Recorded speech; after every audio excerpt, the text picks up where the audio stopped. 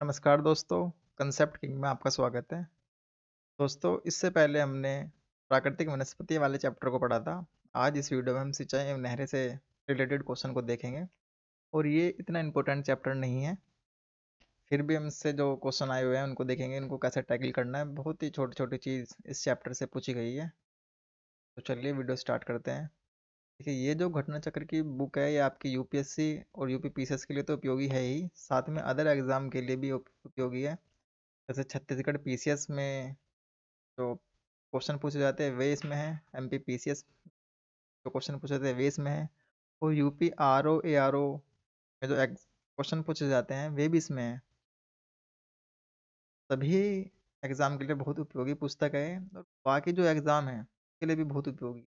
बहुत सारे प्रश्नों का संग्रह है और वही प्रश्न हर एग्जाम में घुमा फिरा के एग्जामिनर पूछता है, चाहे वो एसएससी हो, यूपीएससी हो या कोई भी एग्जाम हो। घुमा फिरा के क्वेश्चन वही होते हैं और या उनके आसपास के क्वेश्चन होते हैं। जैसे अगर हम कोई भी क्वेश्चन ले, जैसे मानसून वाला कोई क्वेश्चन ले, तो अगर एग्जाम ने पूछा है कि इंडियन ओशन डायपोल क्या है, वहाँ फिर आके एग्जामिनर अगली बार उससे रिलेटेड कुछ कोई और कंसेप्ट पूछ सकता है। कोई और कंसेप्ट होगा, जैसे एल नीनो ला नीना है, उनको पूछ सकता है। तो घुमा फिरा के वही क्वेश्चन एग्जाम में देखने को मिलते हैं।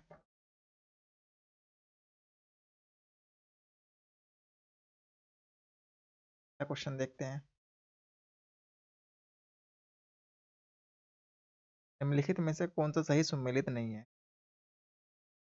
नहर परियोजना है और अवस्थिति है कि हमें बताना कि ये नहर परियोजना किस स्टेट में है। तो हमें बताना, देखिए आपको इन क्वेश्चनों को पढ़ने के लिए आराम से इनको पढ़ना है। देखिए, घाट प्रबंध नहर परियोजना, देखिए जो जो इम्पोर्टेंट यहाँ पे कुछ कंसेप्ट होंगे मैं आपको बताता चलूंगा और आपको अपनी बुक्स में वहीं पे जाकर पढ़े नहीं। जैसे घाट प्रभाई आपको पता होना चाहिए, ठीक है ना, कि बहुत इंपॉर्टेंट है ये। उकाई नहर परियोजना बहुत इंपॉर्टेंट है। जवाई परियोजना बहुत इंपॉर्टेंट है, जबकि नीरा नहर परियोजना इतनी एग्जाम में नहीं पूछी जाती है जितना आपकी घाट प्रभा जवाई ये दो पूछे जाते हैं। तो आपको पता होना चाहिए कि घाट प्रभा नहर परियोजना कहाँ पर है।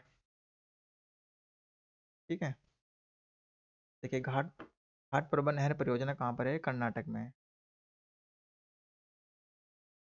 तो पहला आपका सही स्टेटमेंट है।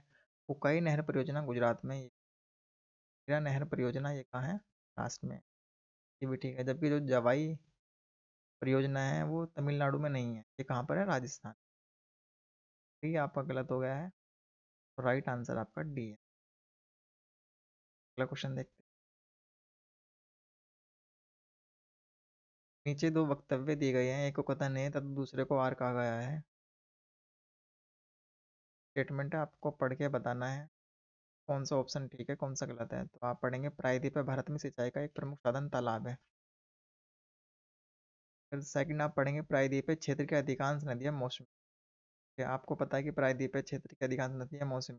जब हम प्रवाह तंत्र पढ़ते हैं तो पढ़ते हैं हिमालय नदियाँ बारहमासी नदियाँ होती हैं, पानी 12 मंथ मिलता है। लेकिन जो प्रायद्वीपीय भारत की नदियाँ हैं वे मौसमी प्रकार की है, मानसून में वर्षा प्राप्त करती है। उनमें हिमालय की तुलना में कम पानी होता है। ठीक है, तो ये आपको कंसेप्ट ए भी ठीक है, आर भी ठीक है। ये सही व्याख्या भी करता है कि प्रायद्वीपीय भारत में सिंचाई का जो प्रमुख साधन है वह क्या है, तालाब है। नहरें, कुएं, वहाँ पे इनका योगदान नहीं है। ज़्यादा योगदान किनका है, तालाबों का। तो ए भी ठीक है, आर भी ठीक है। तो ये इसकी सही व्याख्या करता है। तो जो ऑप्शन है वो ए है, ए और आर दोनों सही है और आर ए की सही व्याख्या करता है। तो क्वेश्चन देखते हैं। भारत के संदर्भ में निम्नलिखित में से कौन सा एक कथन सही नहीं। देखिए, चार स्टेटमेंट आपको दे रखे हैं और तीन इनमें से ठीक होंगे। तो आपको बताना है कि इसमें कौन सा ठीक नहीं। अगर आप पढ़ेंगे, पहला कि देश के लगभग एक तिहाई क्षेत्र में वर्ष भर में 750 मिलीमीटर से अधिक वर्षा होती है। देश में सिंचाई का प्रमुख स्रोत कुएं हैं। ठीक है, अगर आप सेकंड को भी पकड़ लेंगे ना, सेकंड को आप होल्ड करके रखना है, देश में सिंचाई का प्रमुख स्रोत कुएं हैं। जबकि आपको पता है कि कुएं, जब हम सी पढ़ते हैं फिर मैं आपको बी वाला एक्सप्लेन करूंगा। सी पड़ी आप, कछारी मृदा देश के उत्तरी मैदानों की प्रमुख कठोर प्रकार की मृदा है। डी, पर्वतीय क्षेत्र देश के पृष्ठीय लगभग का क्षेत्रफल का लगभग 30% बैठता है। ये जो सी और डी है, सारी स्टेटमेंट ठीक है। ये पर्वतीय क्षेत्र देश के पृष्ठीय क्षेत्रफल का लगभग 30% बैठता है, ये भी ठीक है आपका। सी भी ठीक है। जबकि ये जो आपका बी वाला है वो गलत है। देश में सिंचाई का प्रमुख स्रोत कुएं नहीं है, ठीक है ना, तो ये आपका गलत है। जबकि ए और सी डी आपके ठीक लिखा है। नहरों द्वारा शुद्ध सिंचित भूमि, टैंक्स द्वारा शुद्ध सिंचित भूमि लगभग 2.52% है। शेष मैंने साधन सम्मिलित था, बी गलत है। नलकूप और कुओं को जोड़कर शुद्ध सिंचित कृषि नहीं बैठती है। देश में सिंचाई का प्रमुख स्रोत कुएं हैं, तो ये गलत है ना। और ये देखिए दोस्तों, जिस साल 2014-15 के आंकड़ों के अनुसार उन्होंने दे रखा है, ये कुछ डेटा दे रखा है। लेकिन जब भी इस तरह के एग्जाम में क्वेश्चन आपको पूछेगा, वो करंट अफेयर के पॉइंट ऑफ व्यू से पूछेगा, है ना। तो आप देख सकते हैं कि जो क्वेश्चन इनरिलेवेंट है, तो जो क्वेश्चन आपके इरेलेवेंट है, वो हम ज़्यादा डिस्कस नहीं करेंगे। जो बहुत फैक्चुअल है वो डिस्कस नहीं करेंगे। जहाँ पे कंसेप्ट की हमें ज़रूरत होगी, वहाँ पे हम उनको देख के चलेंगे। ये आप ध्यान में रखना है। सारे क्वेश्चन को एक एक डिटेल से समझाना, एक्सप्लेन करना, वो भी पॉसिबल नहीं है, आप समझ सकते हैं। लेकिन जहाँ जहाँ लगेगा यहाँ रुक के समझाने की बात है, वहाँ पे रुक के हम समझ के चलेंगे। बाकी जैसे बहुत फैक्चुअल क्वेश्चन इसमें भी दे रखे हैं, और बहुत करंट अफेयर के पॉइंट ऑफ व्यू से भी क्वेश्चन पूछे गए, तो उनको हमको क्वेश्चन का टिक लगाएंगे और आगे बढ़ जाएंगे। तो आप ये समझ ही सकते हैं। बाकी कंसेप्ट आप अपनी बुक से करिए, और बाकी क्वेश्चन आपको देखना है कि कैसे कैसे पूछे जाते हैं, वे आप वीडियो देख सकते हैं उसके लिए। पढ़िए, निम्नलिखित राज्यों में से किसमें सिंचाई के अंतर्गत कुल कृषि क्षेत्र का प्रतिशत सर्वाधिक है। 2011 के अनुसार हमें बताना है, तो पूरा करंट अफेयर पे हरियाणा कर दीजिए आप, पढ़ जाइए आप। अगर वर्तमान में पूछा जाएगा तो पूछा जाएगा कि 2023 के अनुसार बताइए। तो आप जो भी करंट अफेयर की मैगजीन पढ़ते हैं के हिसाब से बता सकते हैं। अगला क्वेश्चन है, भारत में सर्वाधिक सिंचाई वाला राज्य कौन सा है। इसका राइट आंसर है पंजाब।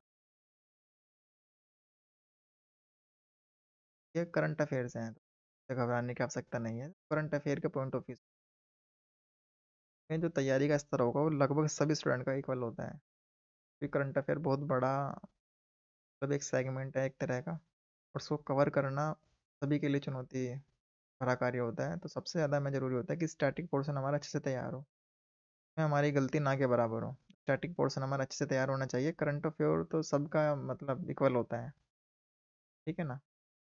अगला क्वेश्चन पड़ता है कि सूक्ष्म सिंचाई की पद्धति के संदर्भ में निम्नलिखित में से कौन सा कथन सही है। देखिए, इस प्रकार के जो क्वेश्चन है, ये है कंसेप्ट कि सूक्ष्म सिंचाई पद्धति आपको पता होना चाहिए, इसके फीचर्स आपके पता होना चाहिए, इनमें गलती नहीं करना है। बेशक आप फैक्चुअल क्वेश्चन में गलती कर दीजिए, लेकिन कंसेप्ट वाले क्वेश्चन में आपको गलती नहीं करना है। क्योंकि कंसेप्ट नहीं तो अन्य बच्चों के ठीक होंगे, का सिलेक्शन हो जाएगा फिर। आप पढ़िए कि मृदा से उर्वरक या पोषक हानि कम की जा सकती है। ठीक है, देखिए, सूक्ष्म सिंचाई पद्धति की संदर्भ में निम्नलिखित में से कौन सा कथन सही है। आपको एक तो इत्मीनान से क्वेश्चन पढ़ना है, धैर्य के साथ। स्टेटमेंट भी आपको बहुत ही धैर्य से पढ़ना है कि मृदा से उर्वरक या पोषक हानि कम की जा सकती है। सूक्ष्म सिंचाई से क्या किया जा सकता है, ये वाला ठीक है आपका कि हाँ, कि मृदा से उर्वरक हानि कम की जा सकती है, पहला आपका ठीक है। यह वर्षाधीन खेतों की सिंचाई का एकमात्र साधन है। देखिए, तो जब यूपीएससी की तैयारी करते हैं, हर एक चीज़ कहते हैं कि किसी भी हमें एक्सट्रीम पे नहीं जाना होता, चरम स्थिति पे नहीं जाना होता है, हमें मध्यम मार्ग लेकर चलना होता है। ठीक है ना, तो हम किसी भी चीज़ के दो छोर होते हैं ना, जैसे दो छोर ही हैं, ना तो हमें यहाँ खड़ा होना है, ना इस छोर के इस अंत पे खड़ा होना है, हमें मध्यम मार्ग लेकर चलना होता है। तो एकमात्र गए तो दोस्तों ये गलत है आपका। यह वर्षाधीन खेतों की सिंचाई का एकमात्र साधन है। सूक्ष्म सिंचाई पद्धति को एकमात्र साधन थोड़ी है। सेकंड वाला आपका गलत हो जाएगा, पहला ठीक है। सेकंड वाला आप गलत कीजिए, इसमें सबसे पहले आपको बी चला गया, इस वजह से डी चला गया, ए और सी आपका बचा है।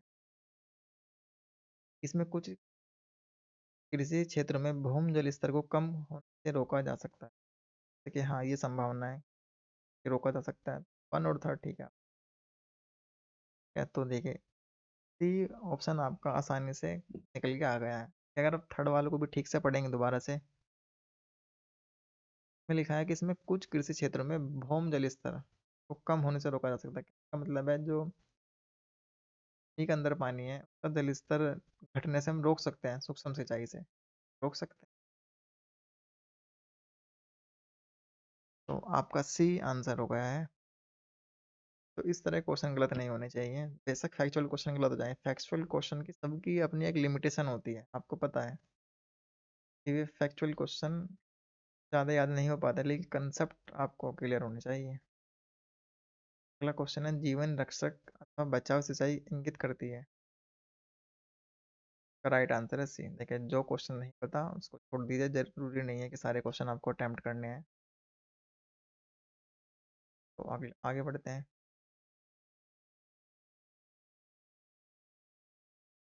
अगला क्वेश्चन है वह है, गत 25 वर्षों में नलकूप सिंचाई का सर्वाधिक शानदार विकास हुआ है तो सरयू पार मैदान में है। तो सी इसका राइट आंसर है। देखते हैं, भारत के किस राज्य में सर्वाधिक सिंचाई नलकूपों से होती है। तो उत्तर प्रदेश में। राइट आंसर है डी, उत्तर प्रदेश में ही सर्वाधिक सिंचाई नलकूपों से होती है। अगला क्वेश्चन है, निम्नलिखित में से किस राज्य में नलकूपों द्वारा सिंचित भूमि क्षेत्र सबसे अधिक है। उत्तर प्रदेश में। तो राइट आंसर है सी। देखिए एनसीईआरटी में भी कुछ डायग्राम वगैरह दे रखे हैं, तो आप वहाँ जाके भी इसको पढ़ सकते हैं। ज्योग्राफी को पढ़ने के लिए देखिए सबसे पहले तो आप कम से कम 1 या 2 बार आप एनसीईआरटी पढ़ ही लीजिए, छठी से 12वीं तक की। 1 या 2 बार आप पढ़ लीजिए, बस इतना ही बहुत है उसमें। फिर उसके बाद आपको बार बार नहीं पढ़नी है। उसके बाद कोई भी आपकी बेसिक स्टैंडर्ड बुक होनी चाहिए, कोई भी एक। क्योंकि स्टैंडर्ड बुक में आपको चैप्टर वाइज सारी चीज़ें एक साथ देंगे, एनसीईआरटी में वो सारी चीज़ें एक साथ नहीं है। कुछ चैप्टर छठी में डाल दिए हैं, कुछ 12th में डाल रखे हैं, कुछ 11th में डाल रखे हैं, उनको अरेंज करना तो वो बहुत अलग बात है। बहुत मतलब जटिल काम होता है। इससे बढ़िया कोई स्टैंडर्ड बुक, कोई भी एक बेस्ट बुक जो भी आपको अच्छी लगती है वो ले, क्योंकि उसमें सारे चैप्टर वाइज मिलेंगे आपको कंसेप्ट। और आपको 1 या 2 बार एनसीईआरटी पढ़ लेनी है, बाकी आप स्टैंडर्ड बुक बार बार रिवाइज कीजिए। जितनी बार आप ज्योग्राफी को रिवाइज करेंगे उतनी ज़्यादा आपको इस पर पकड़ मजबूत होगी। क्योंकि ज्योग्राफी में सारी चीज़ फैक्चुअल है और बहुत सारी चीज़ कंसेप्ट भी है। अगर मैं मान के चलूँ तो 50% लगभग कंसेप्ट है और 50% के आसपास फैक्ट है। हमें बहुत सारी चीज़ें इसमें याद भी करनी पड़ती है, पर्वत पहाड़ नदी झील नहरें, ये सब का हमें याद करनी पड़ती है। ये क्यों बने, वो कंसेप्ट है, वो हमें ध्यान होना चाहिए। अगला क्वेश्चन है कि भारत में नलकूप एवं कूप से सिंचित अधिकतम क्षेत्र वाला राज्य कौन सा है। तो उत्तर प्रदेश। देखिए ये बार बार क्वेश्चन एग्जाम में पूछ रखा है। इसका राइट आंसर है उत्तर प्रदेश। देखिए फैक्चुअल के लिए आप है ना एक कोई भी एक पतली सी मतलब A4 साइज शीट तैयार कर लीजिए, 10 20 50 पेज की। तो किसी भी सेगमेंट से रिलेटेड फैक्चुअल क्वेश्चन हो तो आप उनको नोट करते चलना है अपनी बुक से कहीं से भी। हिस्ट्री के लिए अलग 5 7 पेज की आपके A4 साइज की शीट होनी चाहिए। ज्योग्राफी इकोनॉमिक्स जितने भी बाकी सेगमेंट हैं उनके आप एक फैक्ट शीट तैयार करें और उनको रोज देखें। रोज कि नदी कहाँ बह रही है, पहाड़ कहाँ पर है, कौन सा नेशनल पार्क किस जगह है, टाइगर रिजर्व कहाँ पर है, वो किसके लिए फेमस है। या तो इन सबको देखें आप। A4 साइज पे लिखेंगे तो आसानी रहेगी आपको याद करने में। अगला जो क्वेश्चन है वह है, निम्नलिखित में से कौन सा एक मानचित्र है। एक मानचित्र आपको दे रखा है, आपको बताना है कि 1 2 3 और 4 में राज्यों का सिंचाई का क्रम है। तो अवरोही क्रम में इसको बताना है। तो आपको पता है थर्ड वाले पे तो महाराष्ट्र है। हाँ, ये उत्तर प्रदेश है, असम है, आपका वेस्ट बंगाल है। इसका जो भी आंसर है इसका डी इसका राइट आंसर है। वो कैसे है आप एक्सप्लेन पढ़ सकते हैं। तो 98 में क्या देगा कितना, डेटा इन्फॉर्मेशन वाला क्वेश्चन है। अगला क्वेश्चन है कि भारत में माला नहर तंत्र को प्रस्तावित किया था। उसका राइट आंसर दिनसा जे दस्तूर। भारत में माला नहर तंत्र के जो क्वेश्चन इंपोर्टेंट होते हैं वहाँ मैं आपको आइडेंटिफाई करते चलता हूँ कि ये आप पढ़ के जाना है। तो जो चीज़ मुझे लगती है तो रिपीटेशन है उनको हम बार बार पढ़ते हैं। तब किस तरह क्वेश्चन जैसे अभी पूछा गया है 12th वाला, ये कभी रिपीट नहीं होने। ये देखा आपने, देखा नेक्स्ट क्वेश्चन है, दक्षिण भारत में सिंचाई व्यवस्था का अग्रदूत किसे माना जाता है? सर आर्थर कॉटन को। ठीक है ना, तो उसका जो राइट आंसर है वह है ए। अगला क्वेश्चन है कि भारत की सिंचाई क्षमता का सर्वाधिक भाग पूरा होता है तो लघु एवं वृहद परियोजनाओं से। तो जो राइट आंसर है वह है।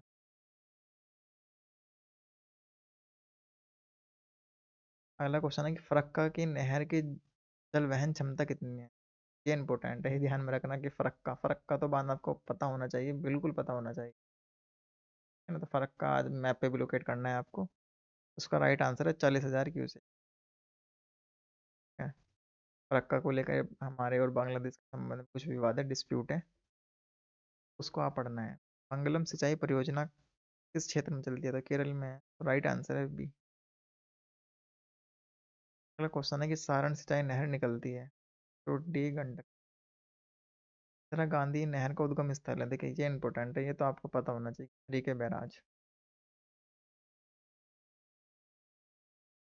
राजस्थान में इसका प्रवाह है।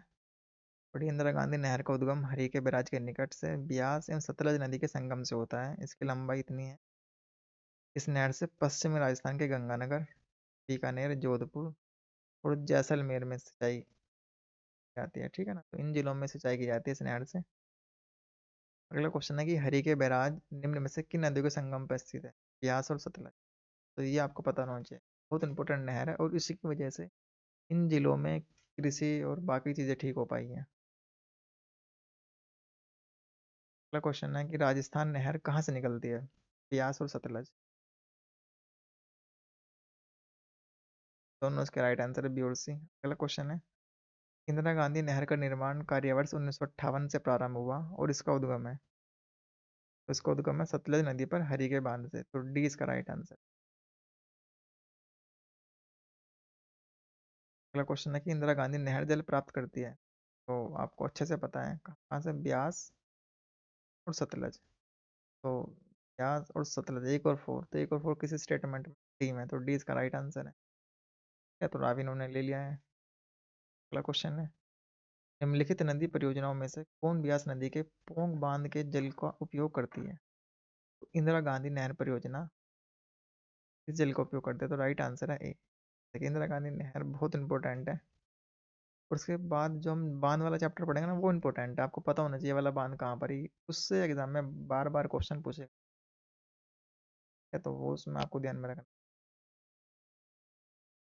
अगला क्वेश्चन है, विश्व की सबसे पुरानी व विकसित नहर व्यवस्था भारत की कौन सी है? तो गंग नहर, तो राइट आंसर है ए।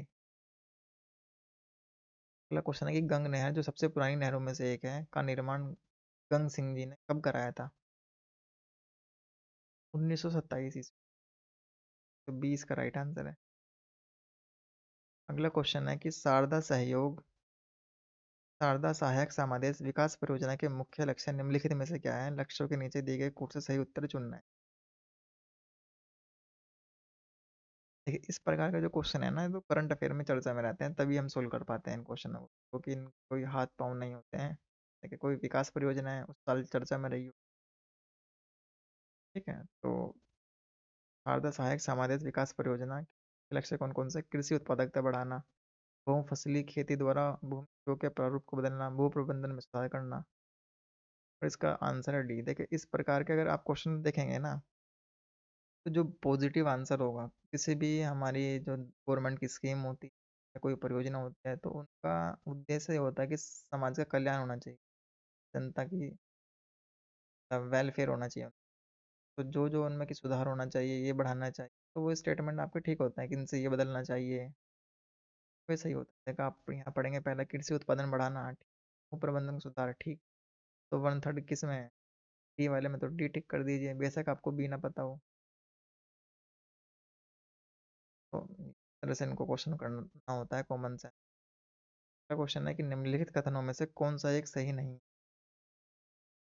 घग्गर के जल का इंदिरा गांधी नहर में उपयोग किया जाता है, यही सही थे। आपको पता है प्यास और सतलज का उपयोग किया, पहले गलत हो गया।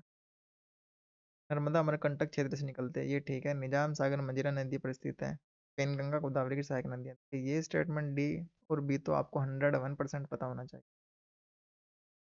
नर्मदा नदी नर्मदा और तापी के आधा आप लोकेशन देखना है। उनके उत्तर और दक्षिण कौन से पर्वत हैं वे देखना है। गोदावरी की सहायक नदी, जितनी भी नदियाँ इंपॉर्टेंट है दक्षिण भारत की, गोदावरी, कृष्णा, कावेरी, महानदी, नर्मदा, ताप्ती, और ये सब हिमालय की जो गंगा और ब्रह्मपुत्र है इनकी सबकी है। अभी वर्तमान में जो ताप नदी है, क्या बोलते हैं, सिक्किम में एक नदी है तीस्ता नदी, वहाँ पे बदल फटा है, तो वो ध्यान में रखे, तो वो करंट अफेयर में पूछा जाएगा जरूर, है ना। तो तीस्ता नदी का उद्गम कहाँ पर है, कई बार यूपीएससी में पूछा गया है और अदर एग्जाम में भी पूछा गया है, आपने देखा है कि तीस्ता नदी का उद्गम कहाँ से है। तीस्ता नदी इंपॉर्टेंट है, तो उसको आप पढ़ते चलना है। अगला क्वेश्चन है कि निचली गंगा नहर का उद्गम स्थल गंगा पर है, कानपुर में, ये इसका राइट आंसर। अगला क्वेश्चन है कि निम्नलिखित नहर प्रणालियों में से किससे बिहार के क्षेत्र में सिंचाई होती है। इसका जो राइट आंसर है बी, त्रिवेणी नहर। अगला क्वेश्चन है कि हरियाली एक नई योजना है, तो बंजर भूमि के विकास के लिए हरियाली एक नई योजना है। हरियाली योजना संबंधित है जल प्रबंधन से, ठीक है। तो इसका जो राइट आंसर है वो है डी, डी इसका राइट आंसर।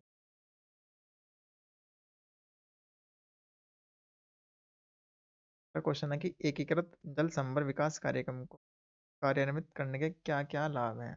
इस प्रकार के क्वेश्चनों को आपको ध्यान से पढ़ना है, एक एक स्टेटमेंट, क्योंकि अगर आपने जरा से भी इनको पढ़ने में थोड़ी बहुत भी असावधानी बरती है तो क्वेश्चन गलत हो जाएगा। थोड़ी सी सावधानी आपने बरती तो क्वेश्चन ठीक हो जाएगा। ये पढ़े, कोई एक योजना है, कार्यक्रम है, तो उसके में बताना कि क्या बेनिफिट है, ठीक है। और हमें हमेशा ध्यान रखना है, हमें प्लस पॉइंट लेकर चलना होता है। जो भी स्कीम के कोई बेनिफिट स्टेटमेंट में दे रखे होंगे उनको हम ठीक मान के चलेंगे। इससे ये हो सकता है, लोगों का सुधार हो सकता है, पर्यावरण में थोड़ी वृद्धि हो सकती है ना। तो इस प्रकार के क्वेश्चन है, स्टेटमेंट है, तो उनको हम ठीक मान के चलते हैं। मृदा के बह जाने की रोकथाम, देखिए पहला स्टेटमेंट आपने पढ़ा, मृदा के बह जाने की रोकथाम, तो यहाँ हो सकता है कि इस कार्यक्रम से जो मृदा की समस्या है कि हम रोकथाम कर सकें, हो सकता है। तो पहला स्टेटमेंट हम ठीक मान के चलते हैं। आगे पढ़ते हैं। देश की बारहमासी नदियों को मौसमी नदी से जोड़ना, सेकंड स्टेटमेंट को आप पढ़िए। देश की बारहमासी नदियाँ, बारहमासी नदी कौन कौन सी है, ये जो आपकी हिमालय से निकलती है, सिंधु, गंगा और ब्रह्मपुत्र। और मौसमी नदियाँ कौन सी है, जो दक्षिण भारत वाली नदियाँ, क्या उनको जोड़ा जा सकता है। आप खुद सोच के बताइए कि उन सब नदियों को और मौसमी नदी हमारे भारत में जितनी को जोड़ा जा सकता है, नहीं जोड़ा जा सकता। सेकंड स्टेटमेंट दोस्तों बिल्कुल गलत हो जाएगा। देखिए सेकंड तो आप गलत कर ही देंगे, सेकंड गलत करेंगे तो पढ़िए, देखिए ए गलत हो जाएगा, बी गलत हो गया, डी गलत हो गया, सी राइट आंसर है। थर्ड और फोर्थ भी आप पढ़ सकते हैं कि वर्षा जल संग्रहण तथा भूम जल स्तर का पुनर्भरण, पॉजिटिव स्टेटमेंट। प्राकृतिक वनस्पतियों का पुनर्जनन, ये भी स्टेटमेंट ठीक। गवर्नमेंट की कोई भी स्कीम, कोई भी कार्यक्रम, उनका उद्देश्य क्या होगा भाई, हमारे मतलब आपको पता है कि अगर कुछ स्टेटमेंट ऐसे हो कि लोगों का कल्याण, तो वो ठीक होगा। प्राकृतिक वनस्पतियों का मतलब ठीक हो, उनका ठीक होगा स्टेटमेंट। मृदा की वैज्ञानिक रोकथाम वे करेंगे, हाँ ठीक है भाई, गवर्नमेंट और क्या करेगी, ये सब तो करेगी। कुछ ना कुछ सुधार होना चाहिए, सुधार कर दिया, चाहे वो वनस्पतियों में हो, मृदा में हो, लोगों के स्वास्थ्य में हो, शिक्षा में हो। तो ऐसे स्टेटमेंट आप जनरली ठीक मान के चलना है, ये राइट आंसर है।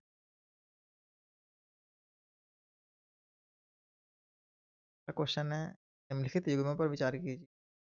देखिए ये क्वेश्चन जरूरी नहीं है कि सबको एग्जाम में आएगा, और जरूरी नहीं है कि ये वाला क्वेश्चन एग्जाम में सभी बच्चों ने पढ़ भी रखा होगा कि हाँ, कि कौन पढ़ता है इतने, मतलब करंट अफेयर में रहा होगा ये। तो एकीकृत जल संवर्धन विकास कार्यक्रम कोई बच्चा पढ़ेगा बिल्कुल बैठ के कि ये कार्यक्रम क्या है, इसके क्या फीचर्स है, सब पढ़ता है नहीं। कॉमन सेंस अप्लाई करते हैं, जो पॉजिटिव अप्रोच होती है तो लेकर चलते हैं। तो आपने देखा कैसे क्वेश्चन को अटेम्प्ट करना है। फैक्ट दोस्तों इतने याद नहीं करने पड़ते हैं। चलिए अगला क्वेश्चन देखते हैं कि कोई कार्यक्रम है ये, मंत्रालय यहाँ पे पूछ रहा है, बताना है कि ये कार्यक्रम किस मंत्रालय के अधीन आते हैं। देखिए सूखा पर्वण क्षेत्र कार्यक्रम, स्थल विकास कार्यक्रम और वर्षा पूरी क्षेत्र हेतु राष्ट्रीय जल संभर विकास परियोजना। जल संभर विकास परियोजना यहाँ पूछी गई है 2014, देखिए 2014 में ही पूछा गया है, करंट अफेयर में रहा होगा उस साल चर्चा में। तो पहला कृषि मंत्री ये गलत है, सेकंड में गलत है, थर्ड देखिए इतने स्टेटमेंट और कौन इतने कार्यक्रम कौन सा मंत्रालय है ये चला रहा है, इतनी इन्फॉर्मेशन तो लगता नहीं कोई याद रख भी पाता होगा। क्योंकि यूपीएससी और यूपीपीएससी का सिलेबस इतना वाइड है, history, polity, economy, geography, art and culture, CSAT वगैरह बहुत सारी इतनी सारी चीज़ें हैं, तो कौन याद कर पाएगा इतने सारे फैक्चुअल। तो डी इसका राइट आंसर। अगला क्वेश्चन देखते हैं। निम्नलिखित में से कौन सा ड्रिप सिंचाई पद्धति के प्रयोग के लाभ है। ये क्वेश्चन अच्छा। ड्रिप सिंचाई के लाभ हैं, देखिए हम सिंचाई पद्धति के साधन पढ़ते हैं और सिंचाई के प्रकार, जब हम सिंचाई के प्रकार पढ़ते हैं तो ड्रिप सिंचाई एक पढ़ते हैं हम, तो हमें उनके बेनिफिट भी देखना होता है, क्या फीचर्स हैं ये सब देखते हैं। तो आप पढ़िए खरपतवार में कमी, ठीक है, मृदा लवणता में कमी, मृदा अपरदन में कमी। देखिए पहला और थर्ड पढ़िए आप। ड्रिप सिंचाई के क्या लाभ हो सकते हैं।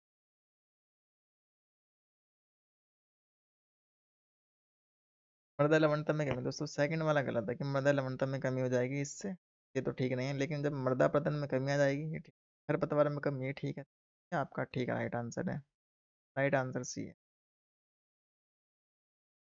क्वेश्चन देखते हैं। बकी बकिंगम नहर स्थित है, देखिए बकिंगम नहर है कहाँ प्रसिद्ध है, कोरामंडल तट में। राइट आंसर है। अगला क्वेश्चन है कि निम्न में से किस क्षेत्र में जल का उपयोग भारत में सर्वाधिक होता है। तो जल का उपयोग भारत में सबसे ज्यादा कहाँ होता है, खनन क्षेत्रों में।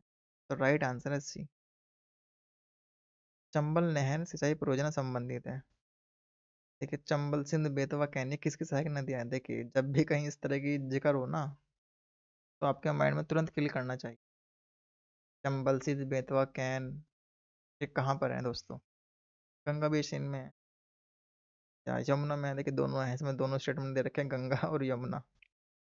तो अगर चंबल नहर सिंचाई परियोजना संबंधित है अगर लगाएंगे तो दोस्तों इनमें कन्फ्यूजन है, यमुना लगा दीजिए आप। तो इस वीडियो में हमने क्या देखा है, वीडियो में देखा है जितने सिंचाई में नहर से रिलेटेड क्वेश्चन है उनको हमने अच्छे से देखा है। तो अगली वाली वीडियो आपकी आने वाली है वो है बहुउद्देश्य नदी घाटी परियोजना। ये बहुत इंपॉर्टेंट चैप्टर है और बहुत बड़ा है। हो सकता है ये पार्ट में वीडियो आए, एक या दो पार्ट में।